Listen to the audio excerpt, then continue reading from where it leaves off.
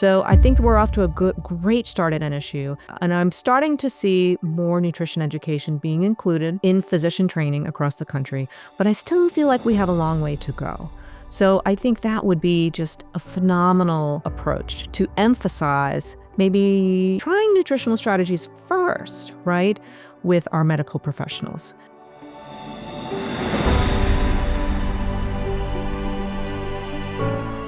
Hi, friends. Welcome to the Hope and Health podcast, where we talk about science and science-based tools for fatigue and chronic illness. I'm your host, Haylie Pomroy, #1 New York Times best-selling author of the Fast Metabolism Diet book and 8 other books. I am a leading health and wellness expert. Right now, you guys, I'm a PhD student studying Neuro-Immunology because I believe in lifelong learning. And as always, a fierce advocate for those in need of a little bit of help and hope. Today, we're going to talk about nutrition. My heart is beating something near and dear to my heart. So when we want to talk about a new subject with you guys, the community, we search the globe for the industry leaders in this subject. And I had the distinct pleasure to have a course with a doctor of clinical nutrition, Dr. Angela Taylor. And so I have her here with us today. Dr. Taylor, thank you so much for being here. My pleasure. Thank you, Haylie. We are going to have fun today. We are talking about how nutrition works on the endocrine system, the immune system, the nervous system. And that's actually the course that I took with you, Dr. Taylor. And I walked out of that course and I said, everybody in our community must have you. So talk to me a little bit about why nutrition. Why did you get into nutrition, and why are you so incredibly passionate about this? Well, I've always been really interested in nutrition, my first set of degrees was in music. But the way I sort of transitioned into nutrition as a career is that I had a family member with autism who we needed to help him manage his symptoms of autism. And so we did that using the specific carbohydrate diet. I actually went on to write a book about it right here, the BrainFood Cookbook. And then I went on to get more degrees and became a doctor of clinical nutrition. And now I'm teaching at NSU at Nova Southeastern, and I also teach at Johns Hopkins University. I love it. As you know, I was going to be a veterinarian. I had gotten an alternate position my junior year, and I was planning on going my senior year. And it was my own personal health crisis and autoimmune diagnosis that forced me, I will say kicking and screaming, into the world of nutrition. But what a gift it has been. I personally was able to come off all medication. I was on anti-rejection drugs, steroids, 60 to 80 milligrams of prednisone daily, Imurin, Cellcept, Mepron, and was hospitalized. And so it wasn't at that time that I didn't, feel like I needed a pharmacological approach, but quite frankly, it didn't work for me, and it was progressing my disease. And so nutrition was not a choice of, I didn't wake up one morning and think that I would be a nutritionist at all. I wanted to do work with the animals. But it was kind of in a similar way. And in your family situation, was nutrition offered to you as a first line of defense for an individual with autism? Well, in a way it kind of was, because we went to see a doctor who specialized in working with young children with autism. And the first thing that he suggested we do was to switch our diet to gluten-free and casein-free. So in case nobody knows, casein-free means basically dairy-free. And so we went off and did that, and we had a lot of good success. Our family member was previously banging his head on the ground and flapping his hands and not talking. And once we got rid of the gluten, for sure, gluten was a trigger for this person, then he stopped flapping his hands. So that was really good. But we were so impressed with this, but we thought maybe there was something more we could do. So we did more research, and we discovered the specific carbohydrate diet. And once we switched to that is when speech began to come in. So it was very effective for us. And so a lot of that, like in our institute, we talk a lot about the neuroinflammatory response, or the inflammatory response in the body. And I know, like in our class, we talked a lot about gluten. I just want to can we just jump into gluten here for a second? So there's people that have celiac, an autoimmune disorder, but why do you pull gluten out in a lot of individuals that are struggling with other things in the immune system, inflammation, neuroinflammatory diseases? Talk to me a little bit about that. Well, there's more than just the gluten component of wheat that is inflammatory to people. And sometimes people will go, for example, for a celiac test, and they'll get the biopsy and the whole 9 yards, and it will come back, negative, right? Oh, you don't have celiac, you're fine. You can still eat wheat and gluten, right? But there's actually a lot more constituents that people can react to. And so if people are curious, sometimes people like data. I like data, okay? There is a wonderful test panel that can be run called the Wheat Zoomer. And that is from a company called Vibrant America or Vibrant Wellness. They're the same company. And boy, when you run that, that's like probably 40 different markers adjacent to gluten that are, constituents of wheat and wheat-containing grains. And boy, almost everyone who gets that test panel run comes back with red lights, which kind of goes to show, wow, a lot of people have an immune reactivity to gluten and gluten grains or other constituents in the gluten grain. And everyone seems to do better when we take it out of their diet. It's just very highly inflammatory. It's sad because it's such a staple in our diets here in America and worldwide. Right. And unfortunately, a lot of us react to it, and that is really just going to affect people no matter what condition that they may be having symptoms of. It's so interesting because it's kind of like if a person comes to me and they say, I really want to be healthy. I want to be at the top of my game. I want to age backwards. I want to feel incredible. Or, I'm trying to battle some sort of chronic disease. It's kind of like when you tell somebody, hey, just don't smoke cigarettes. Like, let's just use something that's obviously not going to promote health. I've gotten to the point lately where I feel like, let's see what your body feels like on a gluten-free diet. It's almost like one of those things, like, let's just leave kind of the blaring glimpse at our current the way we glutenize product in the United States, especially, and the way that things are hybridized and genetically modified. I'm just like, let's just pull that out and see if it doesn't take some burden off the body. Are you seeing that in clinical practice? 100%. Yeah. If people will listen to me and if they will do it. I mean, I see people all the time and recommend that they do it. And some people say, well, I just don't know if I can stick to that. One thing that you did, though, that has, and I love it, is when you created the book, the BrainFood Cookbook, right? There are so many ways to have delicious and incredible foods. I grabbed that on your website, angelataylor.com, but you can grab it on Amazon, right? Yep. Mm-hmm. Okay. So one of the things that you did, though, and you did in our class repeatedly, was instead of just presenting a problem, like, okay, you should go off gluten, or you might entertain that. You've got a lot of great solutions to other things that you can add that make food and lifestyle just a positive experience, because joy promotes health as well. I agree. 100%, Haylie. Well said. Yeah, all the recipes in my cookbook are kid tested. Now, mind you, I will say that yes, my cookbook's gluten-free, but it's actually entirely grain-free.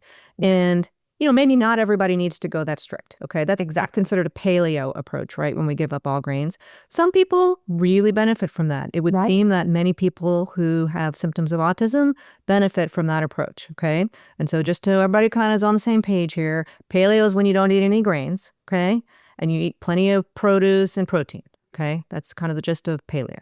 All right. The specific carbohydrate diet is very similar to paleo. The GAPS diet, gut and psychology syndrome, is very similar to paleo. Okay. So now we're all kind of speaking the same language here. So now you know what my book's all about. It's gluten-free, yes, but it's actually entirely grain-free, and it also has no refined sugar in it. So so a lot of people who are doing, for example, autoimmune protocol, AIP diet, very similar to paleo, right? They would find, if you're following an AIP diet, you would find this to be pretty much compliant with what you're trying to accomplish. And yes, all the recipes are kid-tested, kid-friendly, family-friendly. So there was found that they worked. So there was some really fun. So one of the phases in the fast metabolism diet, you cycle. So phase 1 is actually a lot of complex carbs. Phase 2 is no complex carbs, no carbs, grain-based carbs. And then phase 3 is a combination of healthy fats, right? So we were in there digging for some amazing phase 2 recipes. So we've been into it our community are very familiar with it, but you guys can grab obviously one of your own. I want to just touch base again about right now. There's so much topic about autism. There's so much conversation about autism.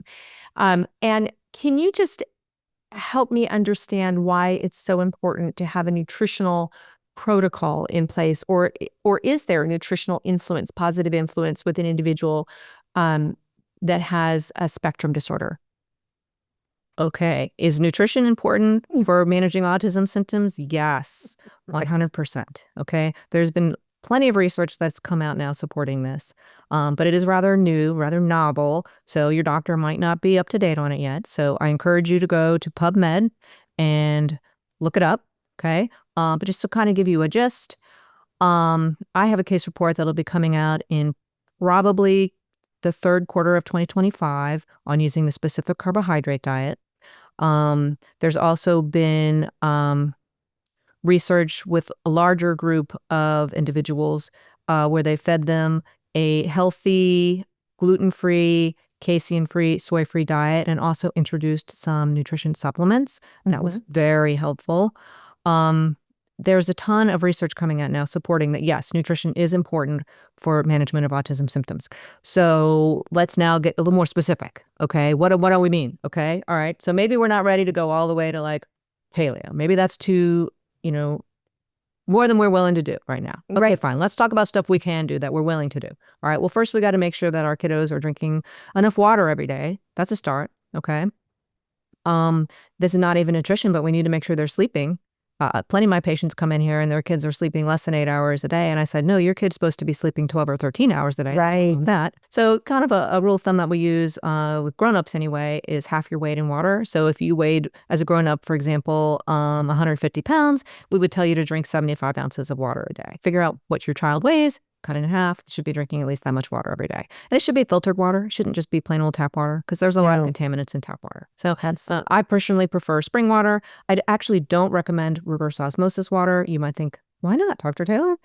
Well, reverse osmosis water is really clean, but it doesn't have any minerals in it. Over time, I tend to see actually there's like a risk-benefit ratio to like everything in the whole world. Anything, right? If I had like lived in a place where I had well water and the well water wasn't contaminated, okay, I would drink RO water. Right. But I have the option of getting like, the big 5 gallons of spring water delivered to my house. So that's right.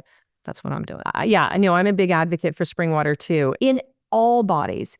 And as you talk about patients with autism or let's say immune compromised or neuroinflammatory, what other, you're leading into this thing called the nutrition ladder. I know it from your class and everybody you can download on Dr. Taylor's website, but what other things do we specifically look at in a body that is maybe not at optimal or struggling? So it's a ladder and you climb it from the bottom, right? So at the bottom of the ladder is water, like we just talked about, and then sleep. And then we talk about getting some data for food tracking, okay? I think food tracking is the greatest thing ever. The greatest thing since sliced bread, okay? But some and people... do you do this with families that are dealing with autism specifically, or?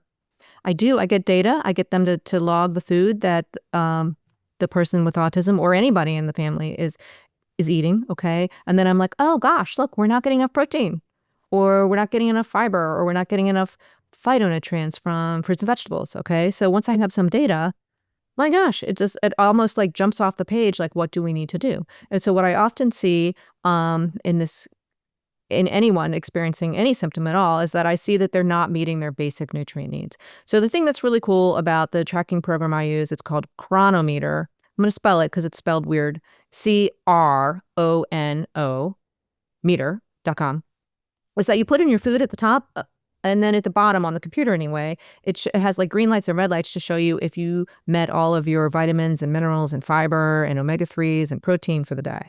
And if any of those are not green, then I as the doctor of clinical nutrition could just very easily hone in and say, oh, you have nutrient deficiencies because you are not meeting your needs. This is very common, okay? So after I have some data, I can make recommendations either to, hey, let's eat some more of these foods, or if someone has selective eating, I say, let's take a good multivitamin. Let's take some fish oil. Maybe they don't eat any probiotic foods. Let's take some probiotic powder.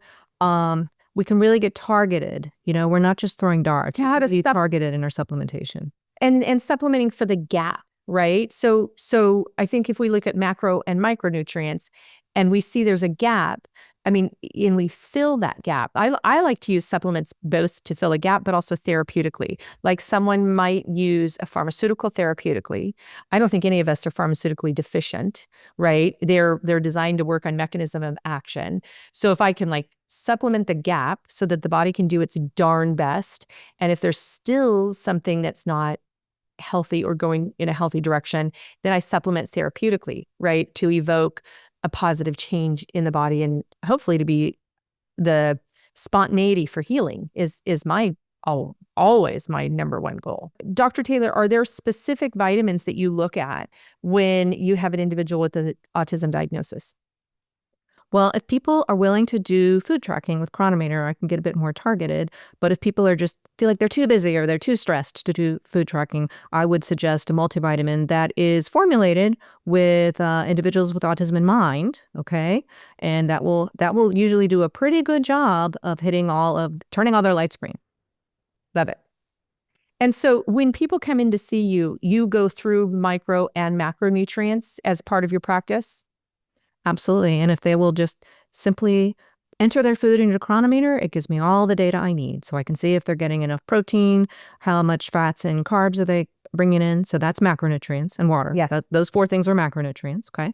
And then I can look and see, well, gosh, how many omega-3s are they getting? Are they getting enough? I like for people to eventually work their way up to 3 grams of omega-3s in a day, which is kind of a lot, but it's really beneficial for brain function. Minimum of 3 grams. Absolutely. So let me ask you this question, because we're in immunology in our institute.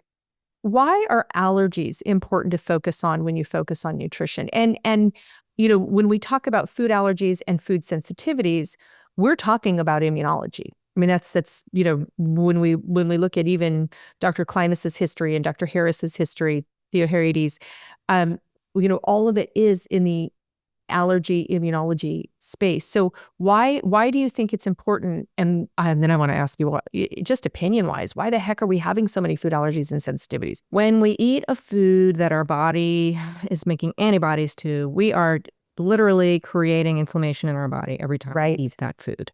Okay, so you don't want to have extra antibodies running around. Okay, so something that almost everyone is sensitive to is gluten, either from the perspective of making antibodies, or if for some reason they're not making antibodies to gluten, then definitely everyone who eats gluten is giving themselves some degree of leaky gut.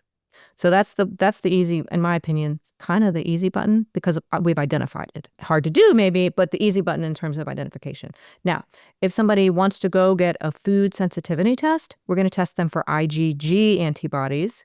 Those have a half-life of 21 days. So therefore, they're a little harder to identify. When people have like an allergy to peanuts, for example, and that's an IgE mediated reaction, the half-life of IgE antibodies ranges from like 1 to 3 days, right? So you're going to know immediately if you have a peanut allergy, right? The moment you eat it, right? Okay. But if you have a sensitivity to gluten, where you're making IgG antibodies, since you're just eating it all the time, you just feel miserable all the time, and you don't know because there doesn't seem to be an immediate correlation. Okay, so now talking more about this whole food sensitivity thing with IgG antibodies. If people want to get one of these food sensitivity tests run, I think that's great. But here's the catch. If you are eating gluten, you are very likely having a leaky gut, intestinal permeability. And that means that a lot of food complexes food that you're eating that's not been fully digested is just going to come right on through. Just come right on through into your bloodstream without being fully digested, which means that your body, because you're eating gluten, you're set up to be making like extra IgG antibodies. So to like everything you're eating.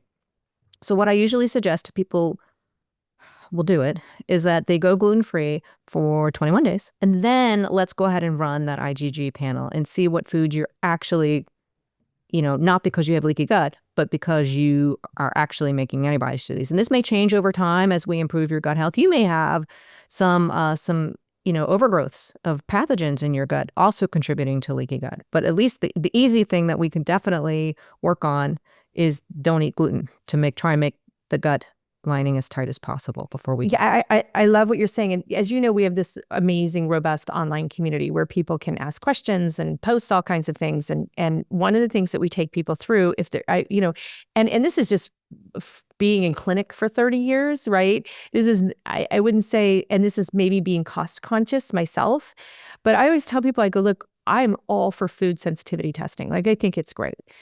But if you want to know what you're probably most reactive to, where we can do a rotation diet and eventually re-inoculate, re-stimulate enzymes, and maybe you have a more broad base diet, let me save you a lot of money. I just do 30 days because it's easier for me to remember, but we say no gluten for 30 days. And then we do omega-3, 6, and 9 fatty acid, but we do push the 3, like you said, up to 3 grams. And then we will say, we also do a re-inoculation with pre and probiotics for those 30 days. And everyone says, well, you're cheating because you're making it look better than it is. And I go, no, we're starting the healing before we know that. It's just so frustrating for people to think they're reactive to everything. And when people come in and they've got, rheumatoid arthritis, autoimmune disorder, Hashimoto's, any thyroid, right? Anything with thyroid, they're going through any inflammatory hormone transition like menopause. That's such an inflammatory event in our physiology. I go, let's get out like the things that are just kind of trashing it, and then let's see if there are some true IgE, IgM reactivities. And then we are really cognizant about rotating it. But I love the way, I love the way you describe it a lot better because it's just so logical. But it does seem like it, again, after 30 years, of running people that obviously they're coming into my door because they don't feel good or things aren't going great.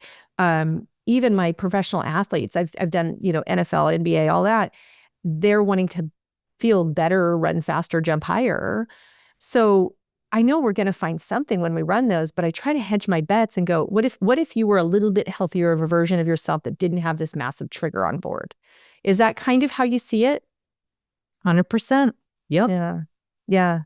So from a clinical perspective, like you're hearing us say, guys, like there's some really easy things to do that might feel hard, but boy, gluten-free has changed a lot in my lifetime, that's for sure. So what's happening in our environment, in our food sources? Why do you think people are so reactive to foods? There's a lot of glyphosate, also known as Roundup, that is sprayed on our crops, okay? And first I'm going to tell you what that does, and then I'm going to tell you why they do it, okay? So what that does is glyphosate, Roundup, was originally registered as an antibiotic. That was its first registered use. And then they discovered that it would kill plants, okay? So now that you know that it's an antibiotic, you'll understand that it kills things in your gut when you eat it. Right. Okay? If you spray it on the plant and then you eat the plant, then now you're eating glyphosate, okay? So unfortunately, what we've discovered is that the plants have a shikimate pathway, and that's why it kills the plants. And some of our good bugs, our good probiotics in our gut have a shikimate pathway, and that's why they die when they're exposed to glyphosate. So unfortunately, there are some pathogens or bugs that live in normally on a sort of a small level, but will overgrow if the good bugs are killed and they give up their real estate. Now the bad bugs have like, oh, look, there's plenty of open real estate here. I'm going to start growing now. So then we end up with either outright bad bugs or an overgrowth of bugs, which normally are small amounts, right? And so we end up with this dysbiosis in our guts from consuming glyphosate, whether that's sprayed on our foods or maybe now it's gotten into our water. Okay. Right. So we don't want to, so if at all possible, I think we ought to really avoid consuming glyphosate.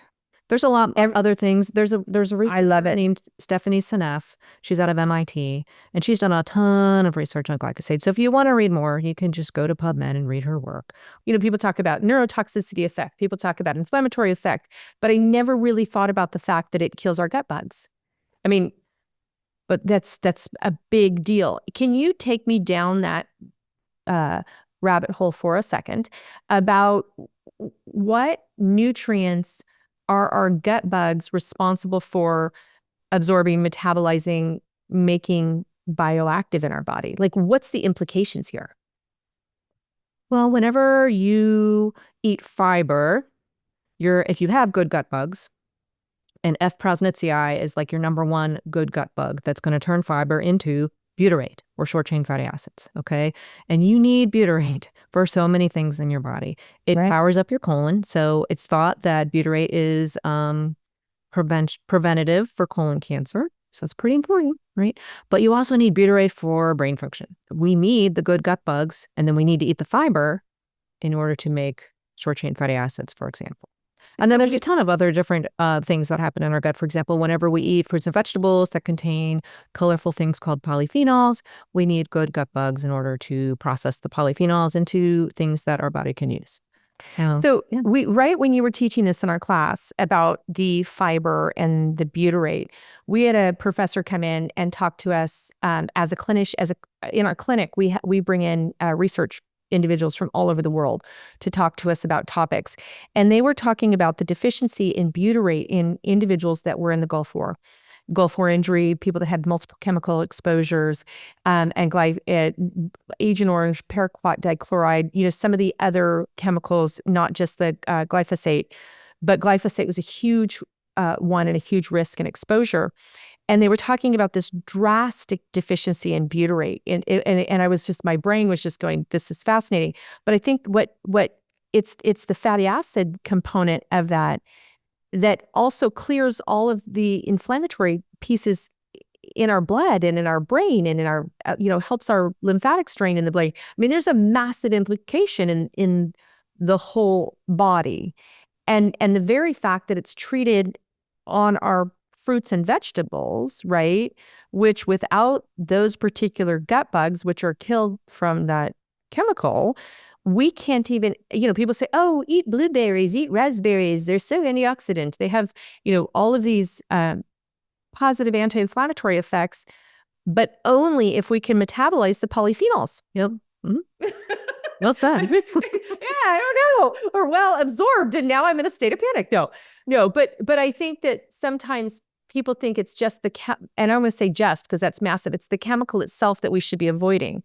But I think grasping and understanding what it does in our microbiota is, and that's just one component, and is huge. 100%. Yeah. So I'm going to take it back here to basics. I've been in the animal space. So when we talk about nutrition in the animal space, we use the word diet, means to maximize health and wellness. So for example, I worked with the black rhinos at the Denver Zoo, and we looked at modifying their diet for a captivity environment. Or I worked in a rehabilitation facility, both in horses and in chimpanzees, actually. And we talked about diet for healing their bodies from insult or injury or disease. But in the human species, diet means, like wiring your mouth shut, abstaining, weighing yourself on the scale. Diet to me means, did I eat today to achieve whatever it is, whether it's to address issues associated with autism, autoimmunity, chronic fatigue syndrome. It's to maximize the body. And that's because diet is nutrition in my brain, coming out of soil sciences, agriculture, right, and then into the human space. How important is a person that's dealing with a chronic disease? How important on a scale from 1 to 10 do you feel that it is to address their diet in order to get them well again? Well, that's easy, Haylie. It's a 10. It's a 10. I know. So help me understand then why are we having this disconnect right now? Like, why is there any polarizing conversation about improving the diet globally, if not just in the United States? Well, I think the evidence is there, but the training of our medical professionals maybe has not caught up yet. Okay. So for example, at NSU, we do make nutrition training available to our DO students. Okay. Right. Because I'm in the school of osteopathic medicine is where I'm teaching. Okay. So our new up and coming DO graduates had the opportunity to take nutrition courses, and not just like, a little teeny tiny, like, eat your food groups. So I think we're off to a great start at NSU, and I'm starting to see more nutrition education being included in physician training across the country, but I still feel like we have a long way to go. So I think that would be just a phenomenal approach to to emphasize maybe trying nutritional strategies first, right, with our medical professionals. Right. Before we, let's when a patient comes in for an appointment, take a look at their diet, see if you see some things that could be worked on, and try that first, and say, please go try this now for 2 weeks, 3 weeks, 4 weeks, and then come back. And if things aren't better, then we'll go ahead and move to Plan B, which would be a more of a pharmaceutical approach. Okay, after you've already tried the nutrition approach, or maybe try and encourage docs to work in partnership with more nutrition professionals. Maybe they're too busy. I know that physicians have very busy schedules. Right. Maybe they can identify some nutrition professionals in their area that they can partner with, so that they can refer patients there if they feel like they don't have the training or the time in their schedule. We have one of the docs, we work with a lot of different docs. So one of the docs at UCLA, I wrote a book called Food RX, or Food Prescriptions. And I don't believe that food is like medicine. I believe that food is medicine. And I believe it's has the highest probability of evoking a positive change in the body, because everything that happens in our body is nutrient dependent, period, right? We can disrupt mechanisms of actions. We can use a medication like something that absorbs, like Humira, that absorbs TNF alpha in the bloodstream, or maybe something that absorbs mast cells. But it's nutrients that are going to create a positive homeostasis in the body. And we had a doc at UCLA, and we were noticing that he was like passing out like 100 books. He was just constantly reordering. We were sending him all these books. And I talked to him and I said, yay, amazing, thank you, but what's going on? And he just said, we just don't have time in our visits. And it's really, I have to have the patient take action themselves, and I have to be able to give them something. So we'll send UCLA as many books as you want, but we send them, and at the Institute for Neuro-Immune Medicine, they send out a lot of my books too. But it's like giving somebody something from a practical perspective. So I agree with you on that. What the heck are we going to do about like the terrible food in schools though? Like, we send our kids away. Well, some send their kids away to school every day. And, in LA at least, Teddy Grahams, with chocolate Teddy Grahams, gluten-laden, synthetic, every chemical you can imagine, and chocolate milk are considered nutrition in our food programs. Clearly, we need to have healthy food available. But here's the problem. If the healthy food tastes bad, no one will eat it. Okay? Right. So it's kind of multifaceted. It can't just be a very simple, like, one-to-one solution. We have to have the healthy food available and maybe we have to mandate that it's available, okay? But we also need to train the chefs, if you will, the cafeteria ladies, how to prepare the healthy food so that it tastes good. Right. So, and they may need some new equipment in order to do that. I mean, it needs to be completely overhauled if we're actually going to be successful. I agree. And I also agree with what you said about, healthy, but I just think it's interesting that we have healthy food as even a term in our language, like that we need that, like food should be healthy, and non-healthy food should not be sold as food. Like I said, I'm proposing we call it, potentially detrimental consumables. Or as we have a term where food is considered food and non-healthy food is considered something. The fact that we have a healthy food section in a grocery store blows my mind. I mean, it just blows my mind. But I love what you said about changing from the infrastructure, the equipment, that cooking and food preparation also needs to be addressed. I love it. You're an influencer. Here's a radical idea. What if we meet with Food Network and we say, hey, can we make like a cooking show about cafeteria ladies making tasty food that kids will eat, and like have a competition? Because I think we have a cook-off.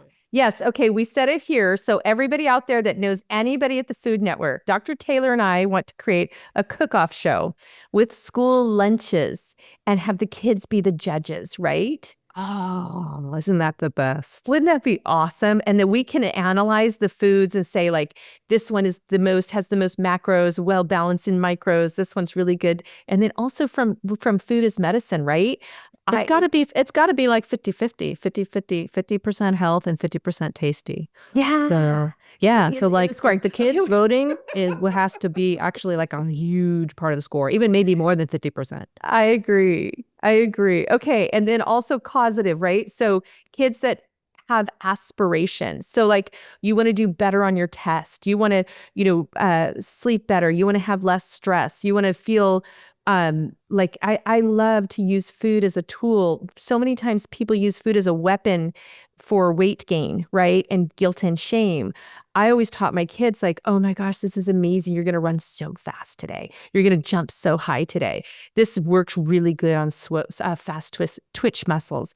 This works really good to lay lean muscle. When my son was wrestling, they would do crazy things to get to their weight. And I would use food, right? Not the sweatsuits and the spitting in a cup. And my son said, his coach texted me and he said, your son's sitting in the stands eating cucumbers and raspberries while the rest of us are wearing sweatsuits. What are you doing? I said, we're feeding him to be an amazing wrestler. We're not starving him for a weight class. So very cool. Dr. Taylor, so you guys, you heard it here first. Please reach out to us. We think we have an amazing show idea because food stimulates the immune system in a positive way. Healthy food stimulates the immune system in a healing way. And food that you love, right, can truly heal the body.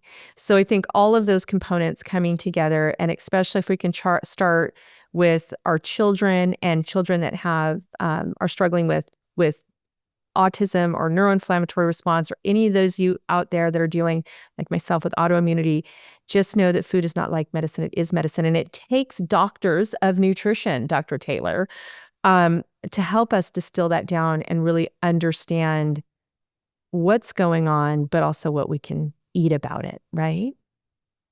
Right on. Dr. Taylor, promise me you'll come back? 100%. Okay, you guys heard it here. Post questions for Dr. Taylor. I know you guys are going to have a lot of them. We will for sure have her back, and we will make sure we get all of your questions answered. Go to HayliePomroy.com and be part of our community, and make sure you go to just AngelaTaylor.com, AngelaTaylor.com. If you do nothing but just download that nutrition ladder, you are going to be healthier for it. Yeah, Dr. Taylor, the nutrition ladder for free on my website. Just go visit. Awesome. Dr. Taylor, thank you so much for coming on, and I look forward to having you on again.